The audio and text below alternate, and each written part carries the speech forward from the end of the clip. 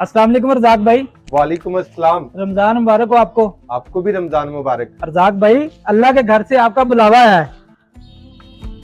आप उम्रे पे जा रहे हैं, हमारे लिए भी दुआ करना। या अल्लाह तेरा शुक्र है। जरूर भाई, मैं आपके लिए दुआ करूंगा। Thank you. फातिमा बेटा, जी पापा। मैं उम्रे पे जा रहा हूँ, मेरी फ्लाइट का टाइम हो गया है।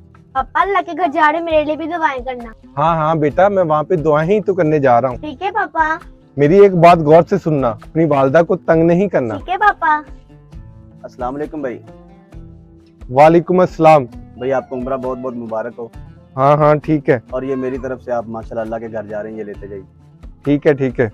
और भाई एक बात और, आपको पता है उस दिन मेरी दुकान को आग लगी थी, तो आपने कुछ कर्ज लिया था मुझसे, अगर वो जाने से पहले लुटा देते तो आपकी मेहरबानी होती। तुम्हें शर्म आनी चाहिए। मैं उम्रे पे जा रहा हूँ, तुम ऐसी बातें कर रहे हो। नहीं है मेरे पास पैसे, जाओ यहाँ से। रुके पापा, आपको क्या लगता है आपका उम्रा से कबूल हो जाएगा? क्या मतलब फातिमा, कैसी बातें कर रही हो? पापा हमारे इस्लाम में फर्ज है, पहले कर्जदारों का कर्ज अदा करो फिर उम्रे पे जाओ। जरूरतमंदों की जरूरत पूरी करो, फिर अल्लाह ताला भी खुश होगा। तुम बिल्कुल ठीक कह रही हो बेटा। पहले कर्जदारों का कर्ज अदा करना चाहिए और फिर उम्रे पे जाना चाहिए।